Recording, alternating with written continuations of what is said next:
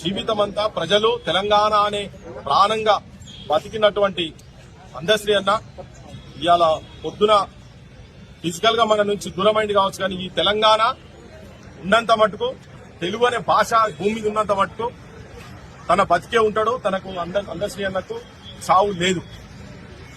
నాతోని మేమిద్దరం కొన్ని వందలాది స్టేజ్ల మీద తెలంగాణ ఉద్యమంలో భాగస్వామ్యం అయినాం.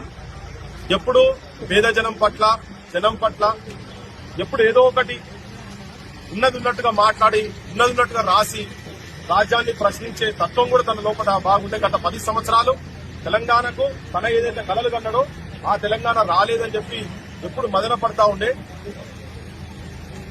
దాంతోనే మళ్ళా మొన్న కాంగ్రెస్ ప్రభుత్వం వచ్చిన తర్వాత తన గేయాన్ని తనకు కొంచెం గౌరవం ఇచ్చిన విషయం కూడా వాస్తవమే.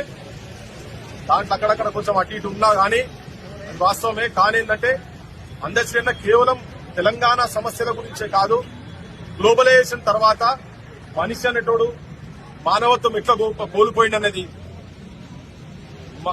మాయమైపోతున్నాడమ్మా. మనిషి ఉన్నవాడు మచ్చుకైనా లేడు, మానవత్వం ఉన్నవాడు నూటికో కోటికో ఒక్కడే ఒక్కడు, యాడన్నాడు వాడు గట్టికి కనరాడు అని చెప్పని నిజం కూడా ఆ ఇన్ఫ్లుయెన్సెస్ ఎట్లా మనిషి జీవితాల మీద పడ్డాయో అనే లైన్ కావచ్చు, నేచర్ మీద కావచ్చు. పాము పడగపై ఒదిగినట్టి ఆ పాదముద్రలు ఎక్కడివో అని చెప్పని గంటలు గుడిలోకి పోతే గంట స్వరం కొడుతుంటే ఆ ధ్వని మన చెవులకు ఎట్లొస్తుందని, నెమలి పించాల మీద రంగులు ఎవరు